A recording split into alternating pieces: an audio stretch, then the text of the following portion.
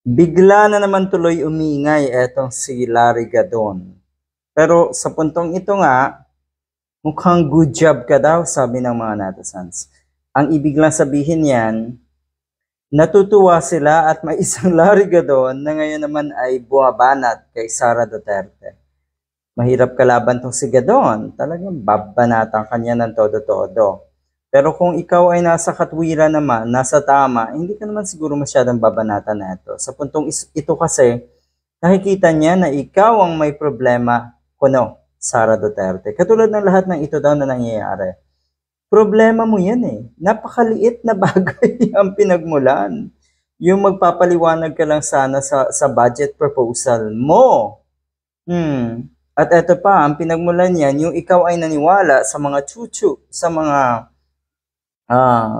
kaibigan mo kuno dyan sa Kongreso na yung budget hearing ay wala naman talagang patutunguhan kundi sirain ka raw. Naniwala ka eh. Yan ang naging problema netong si Sara Duterte. So sabi ni Gadon, etong mga nangyayari kay Sara Duterte ngayon, sino daw ba ang may kagagawa neto? Totoo may punto siya. Sino nga ba ang nagsimula netong lahat ng ito? 'Di ba? Tapos anong nangyayari ngayon? Nagpapaawa. Feeling victim etong si Sara Duterte. Malala. Tapos ano?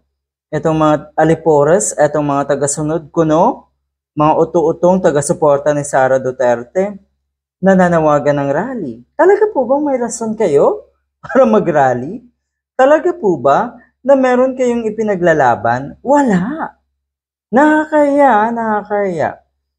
Ayan. Sino daw ba ang may kagagawan? Sino ba ang naghain ng budget proposal sa Congress? Sino ba ang naghain ng more than 2 billion na OVP budget? Nga naman. Pwede ang Office of the Vice President. Tapos ngayon daw, dahil inuusisa ng Congress, ang sisihin niya ay si President Bongbong Marcos daw. Kahit yung pag-resign, pagtanggal na si Sara Duterte sa mga empleyado, sa mga undersecretary na mukhang hindi niya kayang hawakan sa leeg, abay ang sinisisi si PBBM dahil bakit daw tinanggap ang resignation letter. Napakalinaw na etong si Sara Duterte ay guilty. Napakalinaw na yung kanyang mga reactions kasi makikita mo na may tinatago.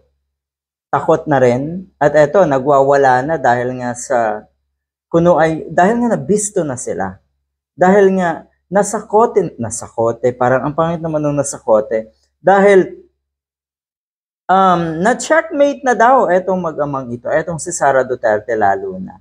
Ayan, patuloy yan po na ipaglalaban ni Gadon. Naku, huwag niyo subukan si Gadon. Di ba madalas tong magsalita ng bobo. Naku, ay baka sabihan ka rin na itong si Gadon, Sara Duterte na hindot mo, di ba, ang sagwang salita. Pero deserve it. Good luck.